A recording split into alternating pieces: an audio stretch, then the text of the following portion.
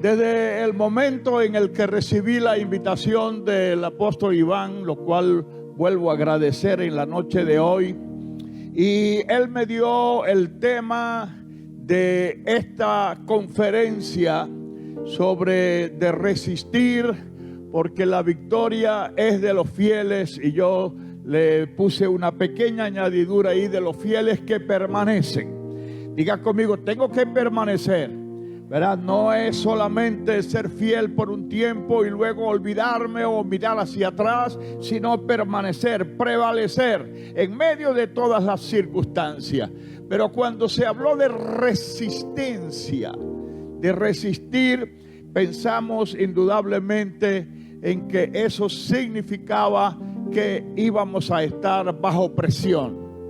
Y si el apóstol Iván, que es el pastor, que es el guía espiritual que el Señor le ha dado a ustedes en este tiempo, y usó ese llamado a resistir, indudablemente es porque además de los días difíciles, como ya se ha hablado y se ha predicado, y que no tiene nadie que decirnos que los días pasados han sido difíciles, porque todos nosotros lo hemos vivido, todos nosotros lo hemos experimentado, ¿verdad? Es porque en el espíritu del apóstol está el hecho de que viene mayor presión sobre la iglesia del Señor.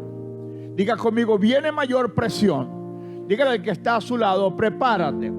Prepárate, porque si has vivido algunos momentos difíciles, tal vez tendrás que vivir ahora momentos muchos más difíciles que los que has vivido hasta este momento. Y vas a estar bajo presión. Pero resiste. Diga conmigo, debo resistir. Hermanos, con todo el respeto que merecen todos los predicadores,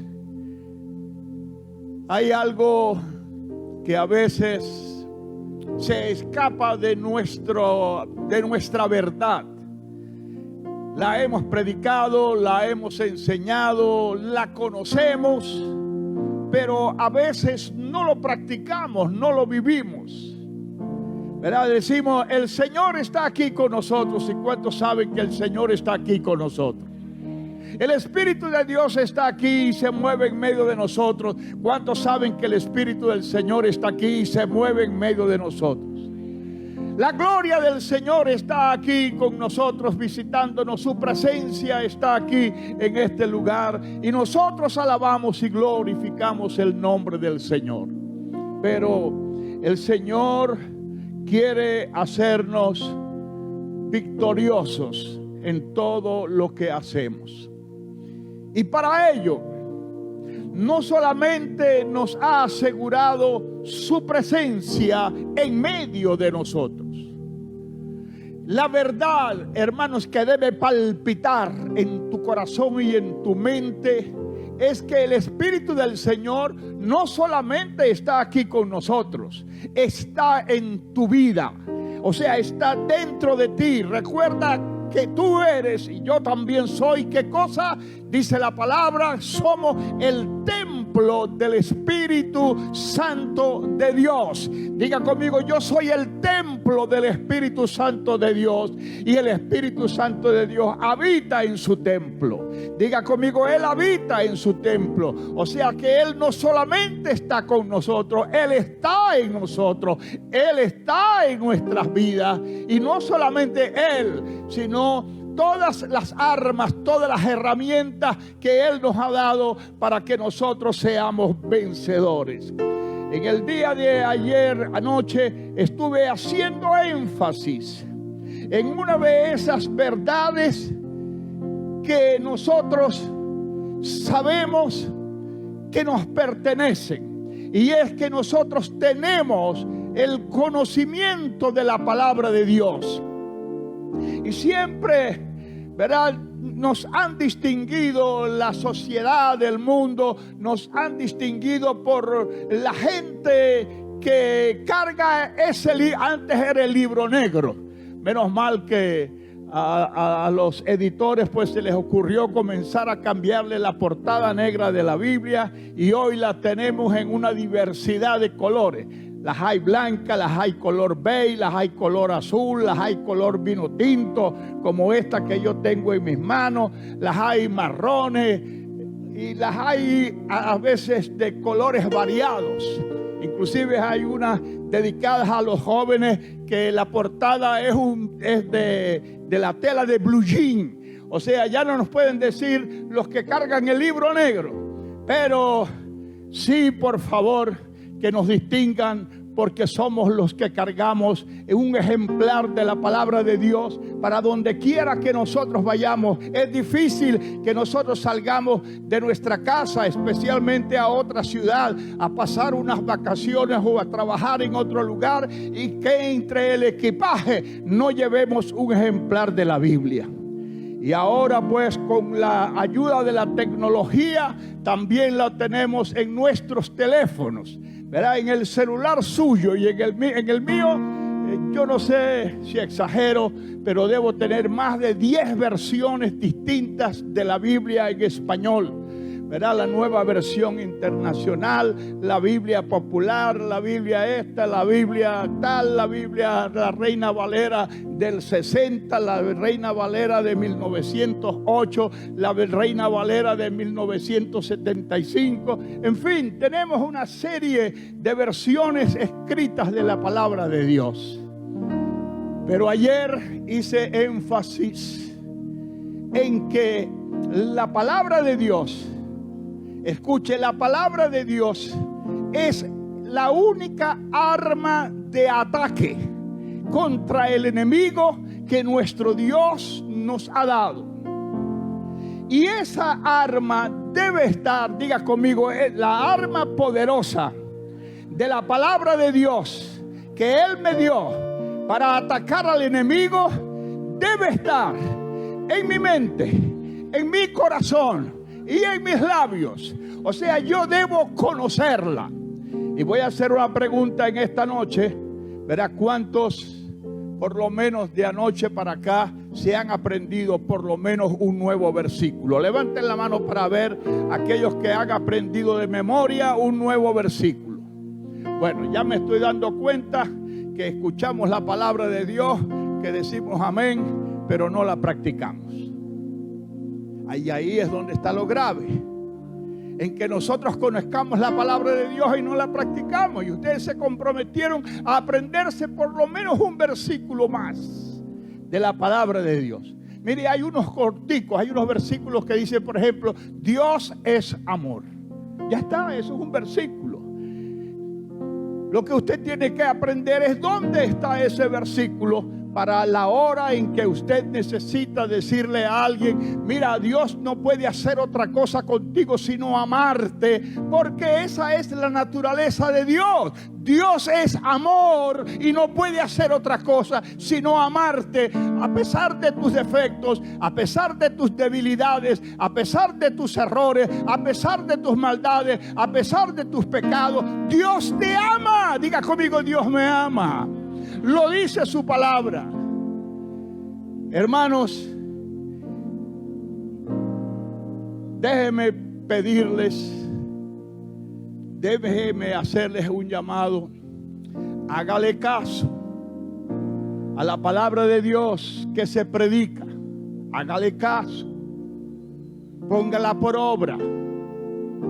No es solamente de que usted venga aquí a escuchar, a disfrutar de las presentaciones, ¿verdad?, de estos niños y de estos jóvenes que nos han hecho en esta noche y lo hicieron hoy en la mañana y en las reuniones anteriores y tal vez en todas las ocasiones cuando la iglesia se reúne. Esto es lindo. Ellos están con su arte alabando, adorando y glorificando al Señor, y ustedes lo están disfrutando.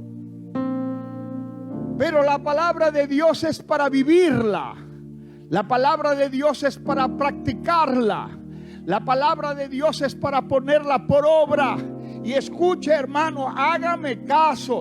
Esa palabra además de estar en el libro, además de estar en el celular, en el lugar más importante donde esa palabra tiene que estar, vuelvo a decirlo, dígalo conmigo, en mi mente, en mi corazón y en mi boca.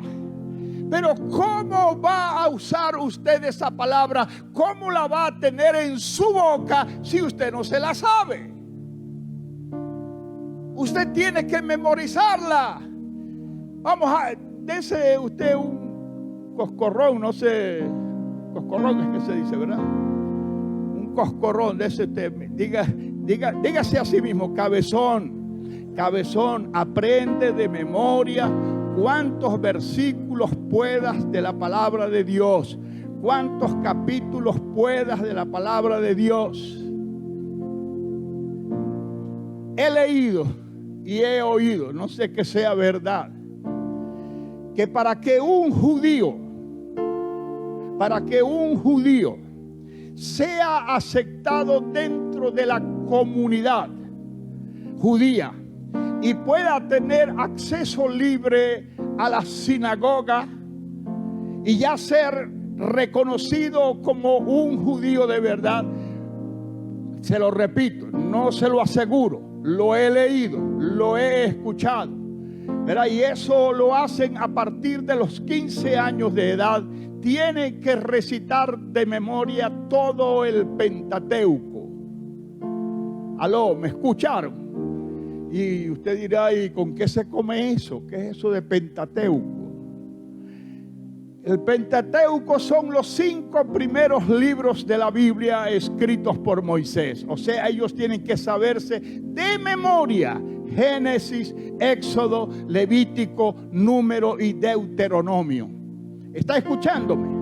Génesis, Éxodo, Levítico, Número y Deuteronomio. Y ante un grupo de rabinos, ellos tienen que recitar de memoria esos 5 libros primeros de la Biblia. A ver, ¿cuál de los libros de la Biblia podría usted recitar de memoria? ¿Verdad? Tristemente tenemos que decir ninguno. Mire, ni siquiera tercera de Juan 2. Tercera de Juan.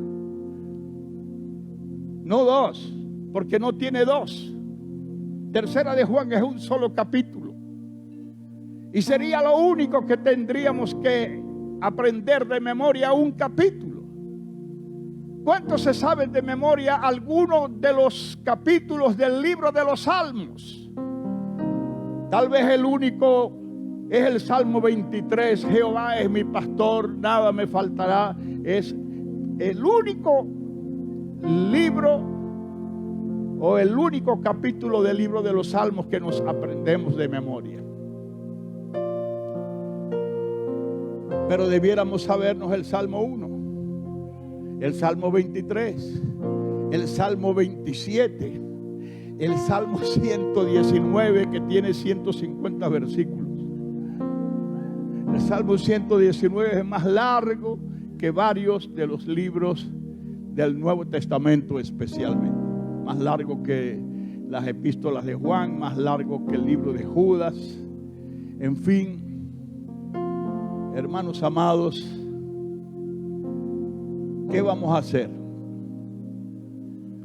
Porque va a haber un momento en que por las nuevas leyes que se están imponiendo, que se están estableciendo, usted ni siquiera va a poder cargar la Biblia en su mano. Ya de muchos lugares la han sacado, lugares donde estaba la Biblia como un emblema de que en ese lugar Dios era importante. La Biblia ha sido sacada de ese lugar. En las escuelas de los Estados Unidos, que era obligatorio leer la Biblia, ahora es prohibido leer la palabra de Dios. Y escuche, estas leyes no solamente te prohíben, es que junto a la prohibición está el castigo que vas a recibir si lo haces. O sea, si desobedeces esa ley. Por eso, mis amados hermanos, se nos está pidiendo que resistamos. Y no quiero seguir ahondando porque ya en la noche de anoche, valga la redundancia, dedicamos bastante tiempo para hablar de la importancia, pues, de hacer uso de esta espada del Espíritu, de esta arma poderosa que tiene que estar ¿en qué lugar? A ver, ¿en qué lugar tiene que estar la palabra? Diga conmigo, en mi mente, en mi corazón y en mi boca. Y para que eso sea posible, ¿qué tenemos que hacer? ¿Qué tenemos que hacer? Memorizarla, léala, subráyela, resalte los pasajes que cuando usted está leyendo siente que esa palabra es de Dios para usted. Subráyela para que la recuerde siempre y apréndasela de memoria para que la pueda usar el día que necesite la espada para enfrentarse a cualquiera de estas nuevas leyes perversas que en este tiempo la sociedad moderna está usando. Pero como decía al principio, no solamente la palabra, también tenemos con nosotros para hacernos, porque el propósito de Dios, y por eso pues la palabra resistir me llamó la atención. Entonces, escuche mi hermano, para que usted pueda resistir, lo primero que dice la Escritura es que usted tiene que guardarle fidelidad a su Señor. Eso está muy bien, guárdele fidelidad a su Señor. Ahora, la pregunta es, ¿y en qué tienes que serle fiel a tu Señor? ¿En qué tienes que serle fiel? En todo lo que has aprendido que el Señor te pide a través de su palabra. Entonces tienes que conocer, saber qué es lo que Dios te pide. Saber que Dios te pide que no te emborraches. Saber que Dios te pide que no debes maldecir, porque tú no fuiste llamado para maldecir, sino para bendecir a los demás. Entonces, por ejemplo, en tu boca nunca debe estar la palabra maldito, porque tú no estás llamado a maldecir a nadie. Y no solamente la palabra maldito, escuche, maldecir. ¿Qué significa maldecir? Es una palabra compuesta por dos palabras. Una, la palabra mal o malo, y la otra decir. O sea, usted y yo no podemos decir nada malo de nadie. Usted no hable mal de nadie. No sé si era anoche aquí o hoy en la mañana que el Señor me permitió la oportunidad de estar en la Iglesia Cristiana Evangélica de Trujillo, que les decía a los hermanos que si no tienes nada bueno que decir de alguien, entonces no digas nada. Dígale al que está a su lado, si no tienes nada bueno, vamos, dígaselo. Esos hermanos que están entretenidos con sus celulares, a menos que estén leyendo la Biblia, por favor, apague ese celular y espere que salga de este lugar para que entonces mande los mensajes o le responda a todos los mensajes que usted está recibiendo. Pero en este momento dele valor, dele importancia a la palabra de Dios que se te está predicando. Porque si no, estás irrespetando la palabra de Dios.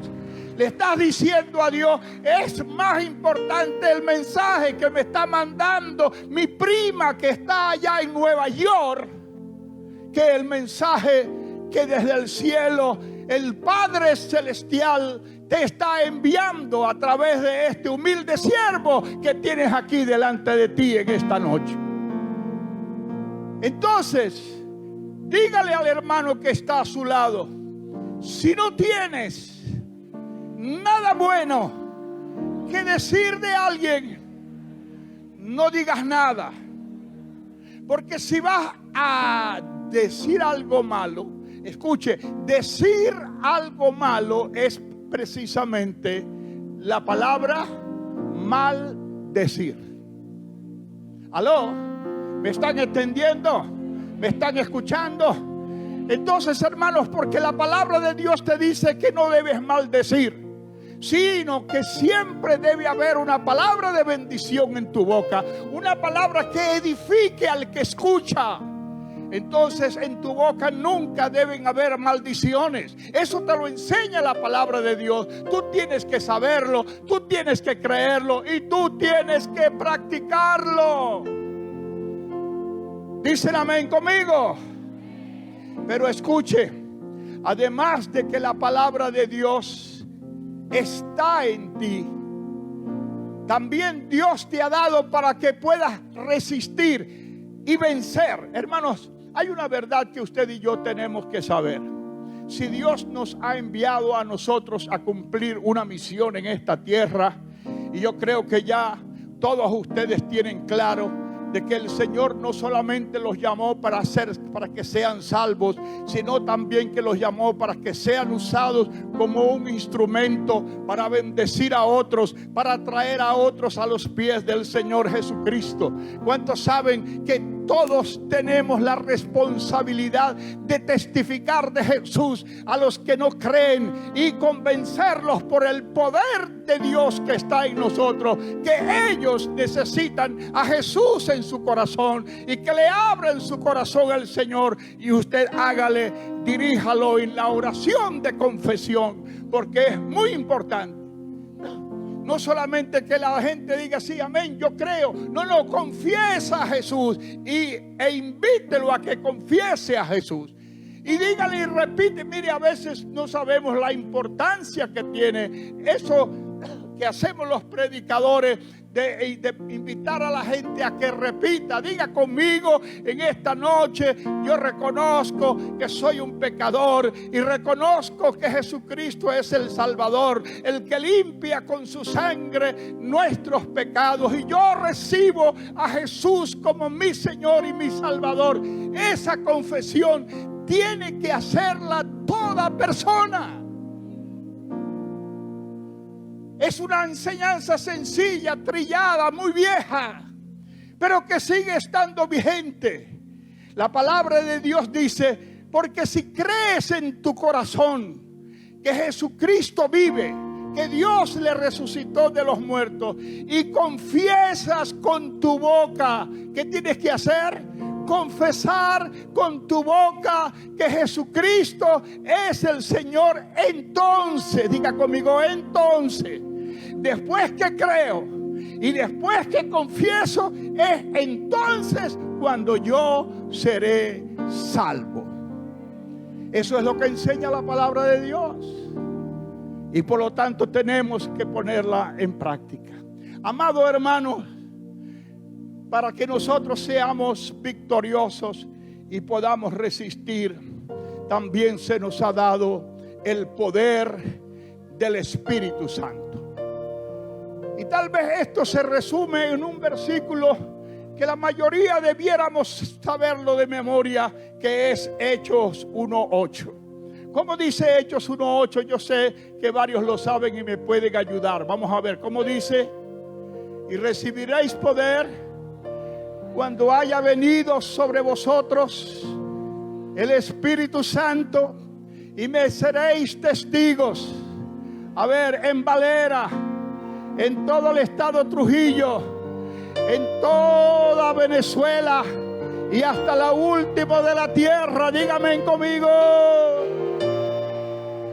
Escuche, hermanos, recibiréis poder cuando haya venido sobre vosotros el Espíritu Santo. Ahora yo quiero hacer una pregunta. El Espíritu Santo que ha venido sobre usted, después que vino, ¿se fue o se quedó con usted? Aló. A ver, ¿se fue o se quedó con usted? Diga conmigo, se quedó. Dígalo otra vez, se quedó conmigo. Porque Él ahora ha tomado mi cuerpo como su templo, el lugar de su morada. Entonces usted sepa que ese Espíritu Santo que nos da poder para dar testimonio, ese Espíritu Santo nos llena de poder y está en nosotros las 24 horas del día, los 7 días de la semana, los 28, 30 o 31 días del mes y los 365 días del año. El Espíritu Santo de Dios está en nosotros. Está con nosotros, a nuestro alrededor, y está en nosotros. O sea, dentro de nosotros. Y usted debe tenerlo presente. Inclusive, si usted quiere me critica, pero en muchas ocasiones, cuando yo quiero hablar con el Espíritu Santo, no dejo que mi mente se vaya para el cielo. Primero, porque no sé en qué lugar del cielo está su trono. Sé que está en el cielo, algunos le dicen en el tercer cielo. Pero hay un lugar donde yo sé que el Espíritu Santo está y es dentro de mí. Amén, diga así, el Espíritu Santo está dentro de mí. Y muchas veces cuando yo oro, le hablo a Él dentro de mí. O sea, vuelvo a decir, no me salgo a ningún otro lugar. Le digo, Espíritu de Dios, tú que estás aquí conmigo, Señor, tú sabes que tengo esta necesidad de ti. Tú eres el que da poder, por ejemplo, para que yo pueda predicar. Yo le digo, Señor, la gente no va a escucharte a ti. Yo quiero que mires a esa gente que va no a escucharme a mí, disculpen, sino a escucharte a ti. Espíritu Santo, habla tú. En vez de que hable yo, habla tú. Eso sí, solamente te pongo a tu disposición mis labios, mi boca, pero que cuando yo hable, seas tú, Señor, el que esté hablando con ellos, porque tú tienes poder para convencerlos. Tú tienes la palabra que en verdad ellos necesitan. Por favor, Espíritu Santo, ayúdame en este momento cuando asumo la responsabilidad de hablar, de predicar en tu nombre. Y hablo con Él aquí. Ahora, yo le pregunto, aquí creo que está el mayor número de pastores, los sabios, los teólogos, los exégetas. ¿Lo estaré haciendo mal? Usted corríjame. No importa, corríjame delante de todo el pueblo. ¿Lo estoy haciendo mal? De que le hable al Espíritu de Dios que está dentro de mí.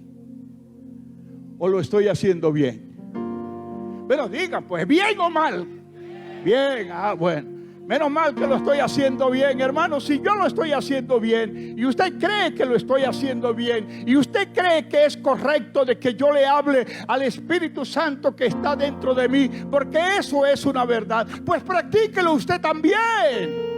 Haga lo que hace el apóstol Elías y háblele al Espíritu de Dios que está en usted. ¿Cuál es el valor de que tiene esta enseñanza? Hermanos, de que estamos conscientes, tenemos conciencia de que el Espíritu Santo de Dios está en nuestras vidas. Hermanos, y está para darnos poder. ¿Poder para qué?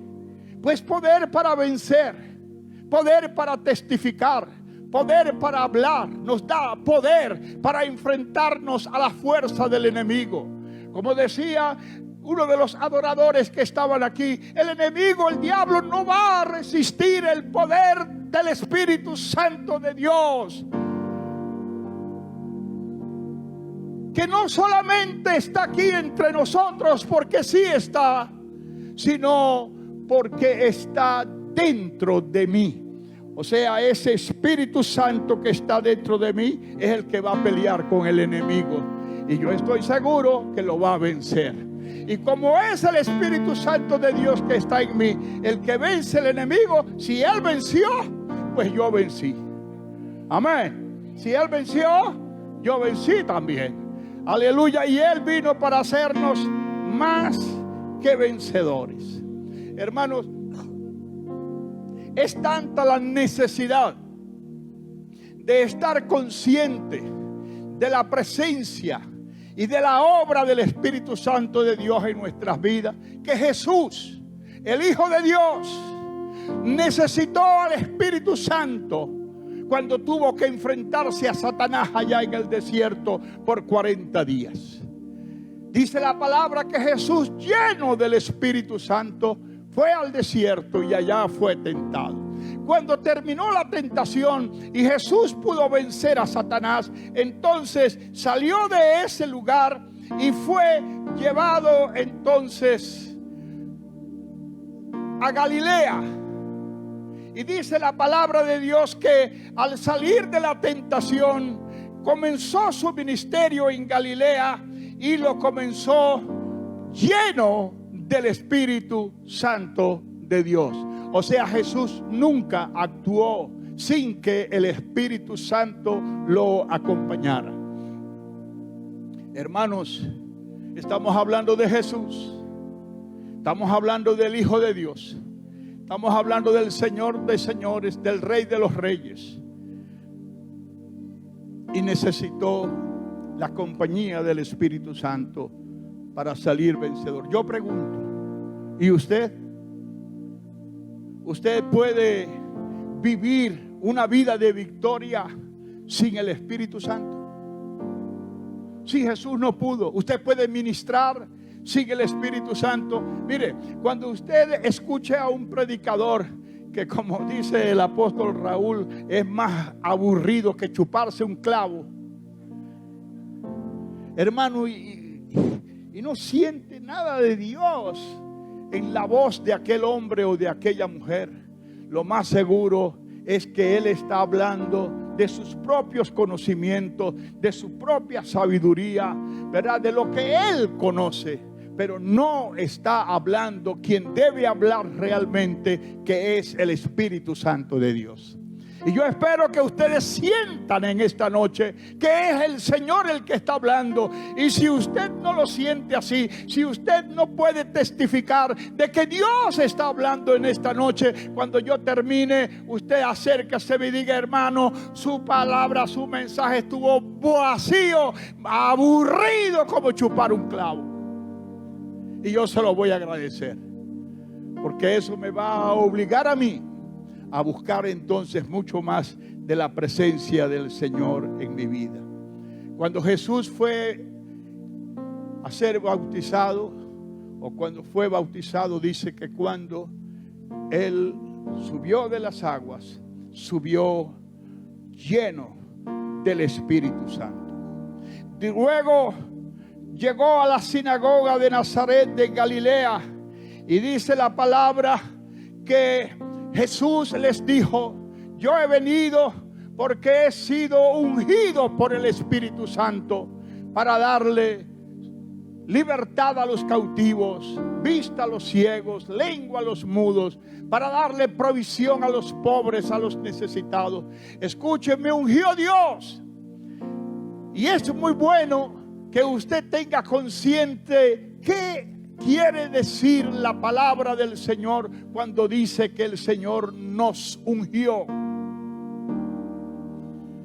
¿verdad? No quiere decir que llegó un momento en su vida cristiana que usted estaba orando y de pronto sintió que un chorro de aceite bajaba de su cabeza hasta los pies y usted diga: fui ungido por el Espíritu Santo. No, lo que quiere decir la palabra cuando dice que te ungió, lo que quiere decir es que te equipó. Diga conmigo: cuando el Espíritu de Dios me unge, vamos, dígalo conmigo. Cuando el Espíritu de Dios me unge, quiere decir que me equipó, Me dio, diga conmigo, me dio todas las armas, me dio todas las herramientas, me dio todos los dones que yo necesito para hacer efectivo el trabajo que Él mismo nos haya encomendado. Que seas ungido por tu Señor cada vez que vayas a hacer algo para su gloria y para su honra. Que tengas las herramientas que necesitas para que ese trabajo sea efectivo. Porque escucha esta otra verdad: el Señor nunca te envía a hacer algo para que tú fracases.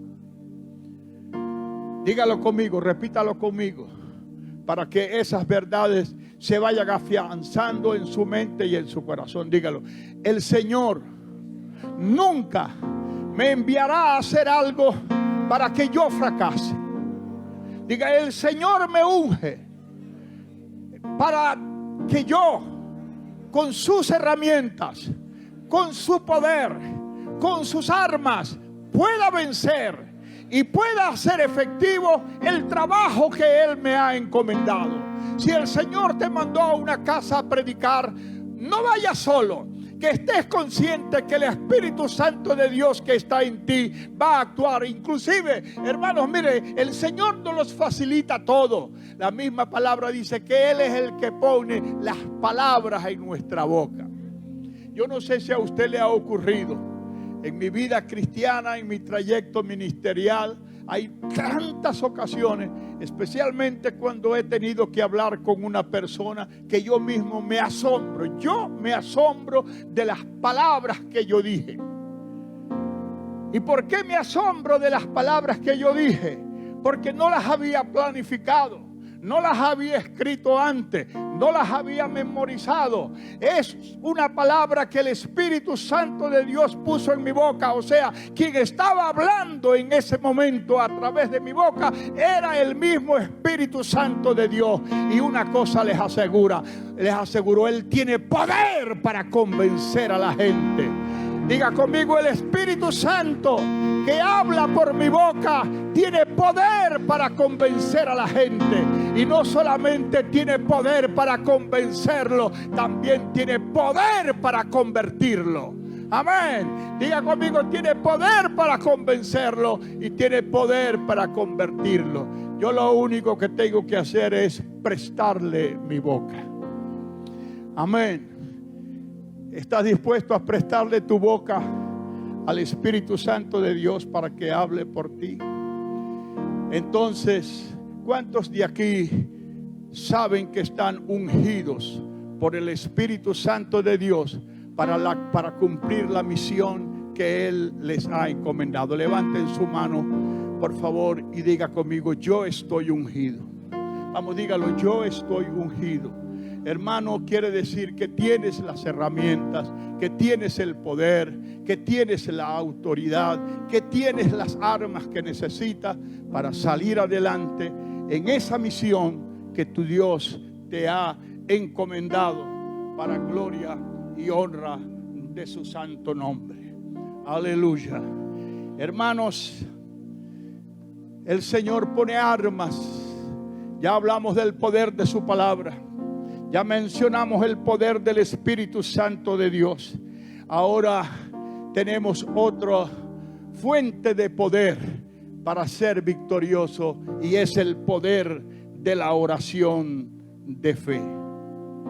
En Santiago capítulo 5, en Primera de Juan capítulo 5, se nos habla de ese poder de la oración. Hermanos, hay poder en la oración de fe.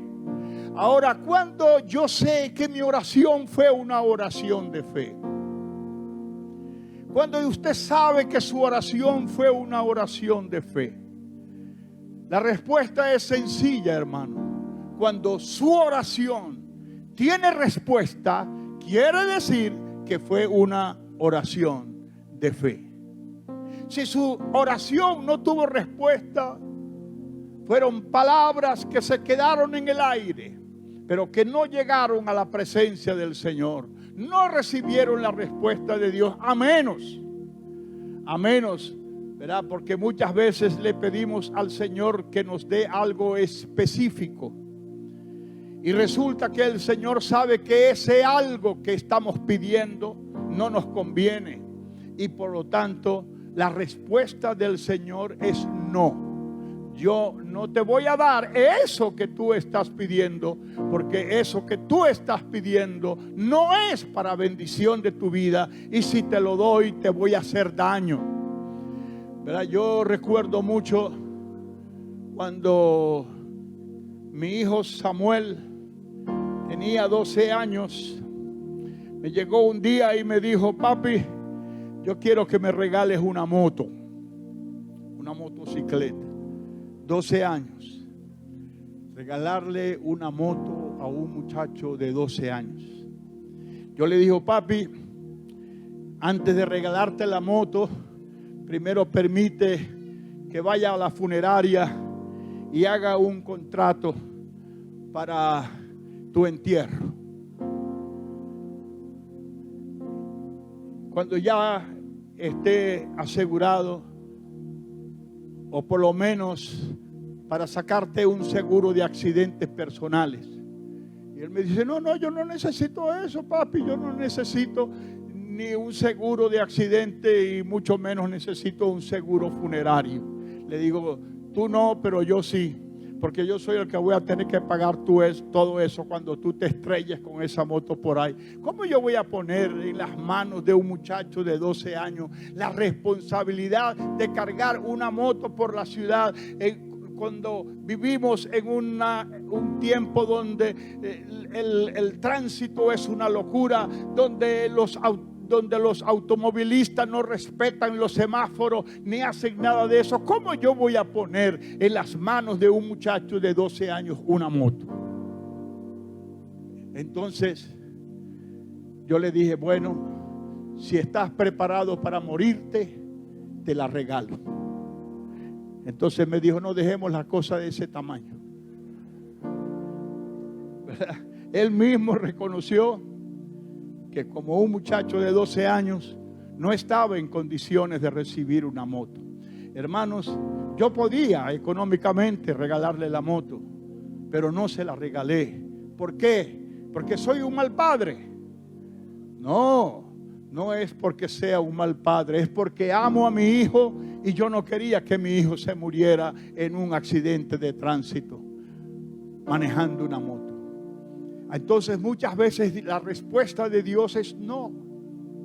Y nosotros tenemos que estar preparados para cuando Dios nos dice no, especialmente cuando le pedimos alguna cosa específica.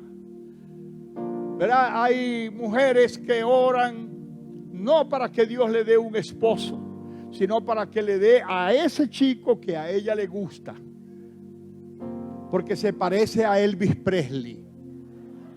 O sea, ella quiere a ese hombre porque se parece a Elvis Presley, o porque a lo mejor se parece al apóstol Iván Viloria.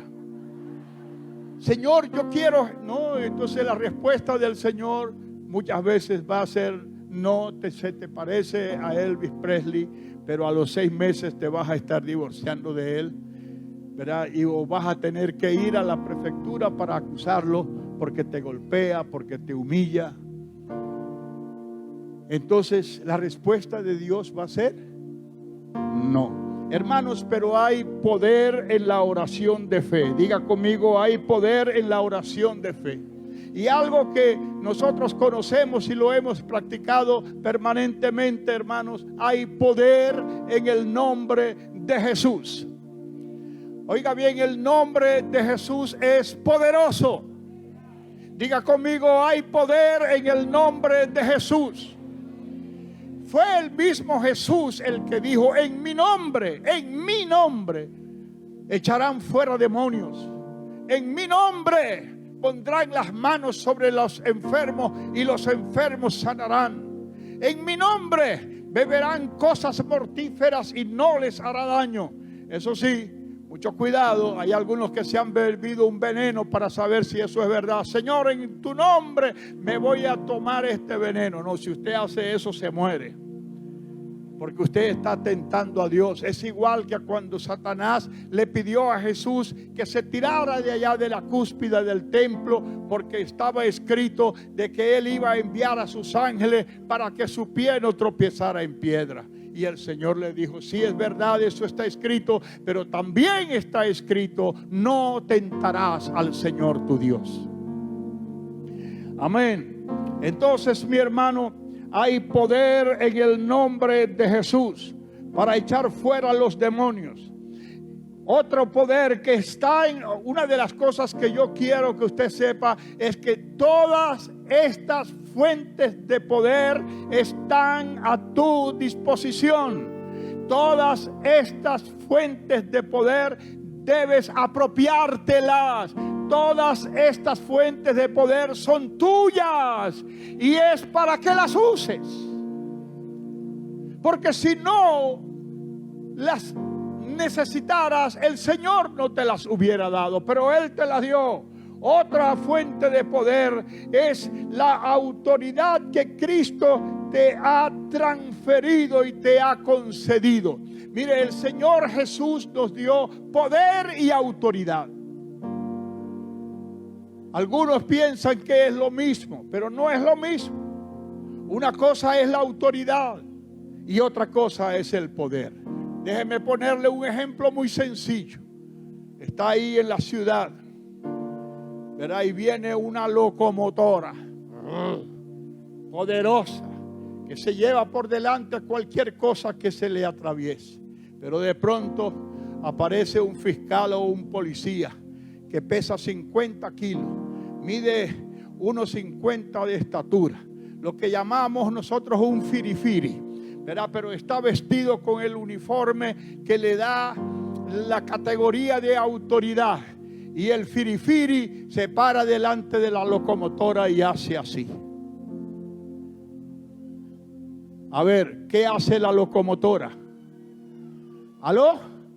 ¿Qué hace la locomotora? Con todo su poder podía pasar por encima del firifiri, y cuando terminara de pasar ya el firifiri ya ni aparecía porque lo había desechado, lo había vuelto triza por completo. Pero ¿qué estaba delante de la locomotora poderosa? ¿Qué estaba delante de ella? Diga conmigo: estaba la autoridad. ¿Entiende? Eso es autoridad. La locomotora tenía el poder, pero el policía tenía la autoridad. Hermanos, déjeme darle una buena noticia. Cuando el Espíritu de Dios está activo en nosotros, cuando el Señor está en nosotros, cuando usamos el poder del nombre de Jesús, el mismo Señor que dijo: toda autoridad me ha sido dada en el cielo y en la tierra, y ahora yo se las confiero a ustedes. Por tanto, vayan y en mi nombre hagan discípulos en toda la tierra. Usted recibió poder y autoridad. ¡Aleluya! Vamos, alabe a su Dios, levante su mano y diga: gracias, Señor, porque tú me has dado poder y autoridad. Diga conmigo: poder y autoridad. Y la pregunta que yo les hago: ¿y para qué se los dio? Simple la respuesta. Diga conmigo: para usarla. A ver, me dio poder y autoridad para usarla. Para usarla. Úsela. El poder que el Señor te dio, úsalo. Yo recuerdo, hermanos, que muy joven, comenzando mi vida cristiana, o mi vida en el ministerio, tuve una visión. Fui llevado a un lugar que era como un campamento de demonios. Y vino un grupo de demonios a tratar de destruir mi vida. Y yo allí en ese momento estaba orando. Yo no estaba dormido, no estaba soñando, no tenía pesadilla. Era una visión que se presentó delante de mí. Y yo pregunté en mi espíritu: ¿qué hago, Señor? Y Él me dijo: usa el poder de mi nombre.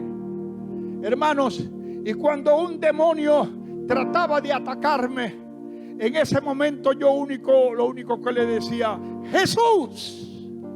Hermanos, Y créame, se lo digo delante de Dios, era como si el Señor cerrara su puño y le metiera un derechazo por la quijada y ¡pam! Y el demonio caía patas arriba. Y venía otro demonio y yo le decía: Jesús. Ni siquiera decía en el nombre de Jesús, yo le decía Jesús, y era otro puñetazo que le daba. Y así todos los demonios que vinieron contra mí cayeron totalmente derrotados, y los que no cayeron derrotados es porque salieron huyendo, para que se cumpla lo que dice la palabra de Dios: resistid al diablo y él huirá de vosotros. Fue una de esas primeras experiencias que yo tuve en el ministerio. Pero diga conmigo: es verdad. Vamos, dígalo: es verdad. Hay poder en el nombre de Jesús. Y yo tengo ese poder. Y diga: y tengo la autoridad para usarlo. Porque es importante que usted tenga la autoridad. Usted habrá leído en el libro de los Hechos una experiencia que vivió una familia, inclusive era una familia sacerdotal, que vinieron ante un demonio. Un grupo de muchachos, no recuerdo si eran como 7 muchachos, 7 jóvenes de esa familia sacerdotal, y vinieron a reprender al demonio y le dijeron: en el nombre de Jesús, el Jesús que predica Pablo, te ordeno. Y los demonios le dijeron: epa, ¿quiénes son ustedes? A Jesús conocemos. Fíjese lo que dijeron los demonios. Esto lo puede leer usted en la palabra. A Jesús conocemos y también sabemos quién es Pablo. Pero, ¿y ustedes quiénes son? Aló, hermanos, es muy importante que usted sepa que además del poder, usted tiene la autoridad. Usted está autorizado por Jesús a usar su nombre para enfrentarse a todas las acechanzas del diablo, y tenga la seguridad que de todos esos enfrentamientos el Señor lo sacará a usted victorioso. Por eso no se rinda, mi hermano, no se rinda. Resista, resista, que la victoria es de los fieles. Amén. Diga conmigo: la victoria es de los fieles, y por eso voy a resistir. Hermanos, hay otro poder que muchas veces nosotros no lo aprovechamos, y es lo que llamamos el poder del acuerdo. Y voy a invitarlos para que me acompañen en su Biblia al Evangelio de Mateo, capítulo 18, versículo 19. Mateo, capítulo 18, versículo 19. Mire lo que dice la palabra del Señor. ¿Cuántos quieren tener respuesta a las peticiones que hagan? A ver, ¿cuántos quieren tener respuestas a las peticiones que hagan? Mateo capítulo 18. El versículo 18 dice: de cierto os digo que todo lo que atéis en la tierra será atado en el cielo, y todo lo que desatéis en la tierra será desatado en el cielo. Versículo 19, yo lo tengo subrayado, yo acostumbro a subrayar mi Biblia. Otra vez os digo que si 2 de vosotros se pusieren de acuerdo en la tierra, hermano, escuche, acerca de cualquier cosa que pidieren, les será hecho por mi Padre que está en los cielos. Porque donde están 2 o 3 que se reúnan en mi nombre, allí yo estoy en medio de ellos. ¿Usted escuchó eso? Por eso el Señor, cuando comisionó a sus discípulos a cumplir la misión de la evangelización, les pidió que fueran de 2 en 2. Hermanos, Diga conmigo el poder del acuerdo. Diga conmigo el poder del acuerdo. Diga conmigo, yo no debo presentar esta lucha solo. Diga solo. Yo no debo presentar esta lucha solo.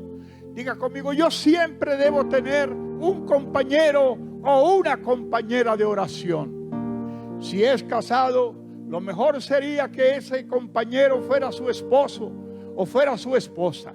Pero si no es casado, bueno, por muchas razones, ¿verdad?, que no viene al caso explicarla, sería bueno que se consiguiera una compañera de su mismo sexo femenino, un compañero de su mismo sexo masculino, hermanos, y que ustedes dos, ¿verdad?, se compenetren como hermanos en Cristo, como amigos, y hagan una alianza, se comprometan el uno al otro a orar por peticiones específicas, y si es posible se puedan reunir en algún lugar los dos, y los dos juntos le piden al Señor y le confiesan esta palabra, porque la palabra también es buena usarla cuando oramos delante de la presencia de Dios, porque la palabra nos da legalidad.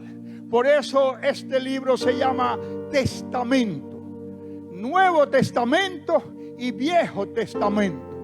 Y un testamento es un documento legal. En los testamentos aparecen los derechos que el testador le está dando a usted. Entonces, y el testador, el autor de este testamento, que le dio valor con su propia muerte, es nuestro Señor. Y el Señor dice que pónganse de acuerdo dos de ustedes, y escuche, y en cualquier cosa que pidan. A ver, ¿qué le va a dar? Cualquier cosa que pidan.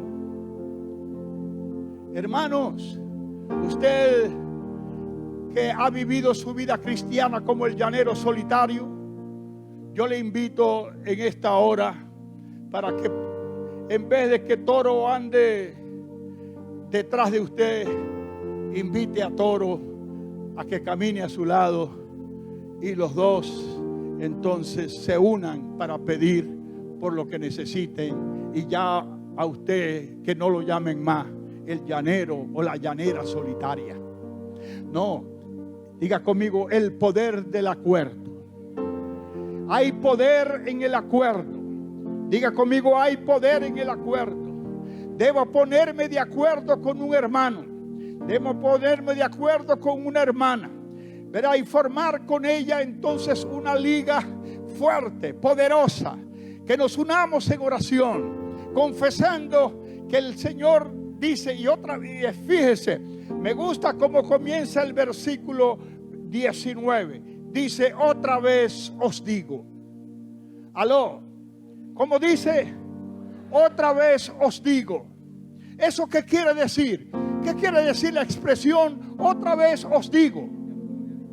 ¿Qué quiere decir? Que ya no los había dicho. Que ya lo había dicho. O sea, el Señor está insistiendo en algo que nosotros a veces olvidamos. Si Él tuvo la necesidad de repetir aquella enseñanza, es porque se dio cuenta que sus discípulos no la estaban practicando. Y entonces le dijo, otra vez se los digo, cabezones, que cuando ustedes quieran recibir algo, cualquier cosa, póngase de acuerdo con otro para que lo pidan.